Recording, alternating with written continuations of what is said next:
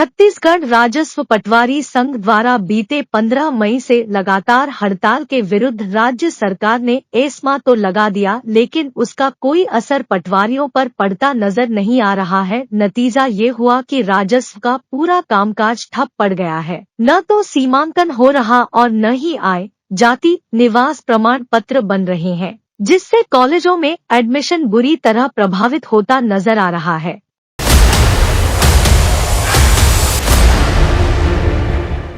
राज्य सरकार को उम्मीद थी कि 7 जून को एस्मा लागू करने की धमकी से घबराकर पटवारी काम पर लौट आएंगे।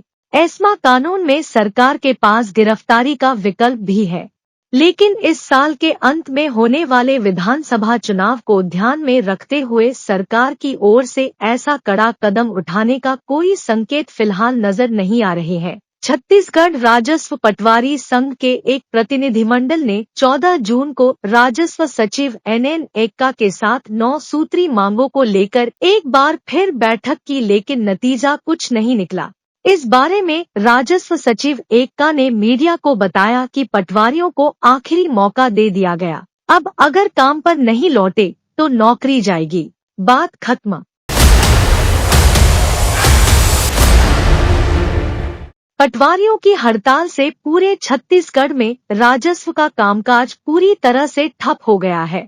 हड़ताल के कारण सीमांकन, नामांतरण, आय, जाति, निवास प्रमाण पत्र बंटवारा सहित 10 से अधिक प्रकार के काम पूरी तरह से प्रभावित हो गए हैं। अकेले रायपुर जिले में ही राजस्व के 7,931 प्रकरणों की सुनवाई रुकी हुई है, जबकि प्रदेश भर में हर रोज हजारों पीड़ित पक्षकारों को मजबूरी में पेशी की नई तारीखें देनी पड़ रही है।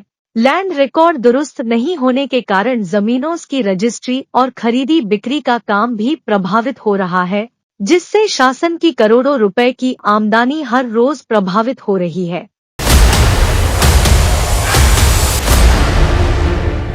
विगत कई वर्षों से पटवारियों की वेतन विसंगति और प्रमोशन के अलावा भत्ते जैसी बेहद जायज मांगों को सिर्फ इसलिए अटका कर रखा गया है क्योंकि कुछ प्रशासनिक अधिकारियों की हठधर्मिता आड़े आ रही है। सीएम भूपेश बघेल की मंजूरी के बावजूद स्टेशनरी भत्ते में बढ़ोतरी को भी रोक दिया गया है। ऐसी हठधर्मिता का सीधा असर आम जनता के अलावा आने वाले विधानसभा चुनाव के नतीजों पर भी पड़ता नजर आ रहा है। यदि जल्द से जल्द पटवारियों की 9 सूत्री मांगों का कारगर और सार्थक हल नहीं निकाला गया तो दिनों दिन छत्तीसगढ़ में खासकर राजस्व मामलों में हालात और ज्यादा खराब होते जाएंगे। बिगुल न्यूज के लिए राजेश वरंदानी की रिपोर्ट।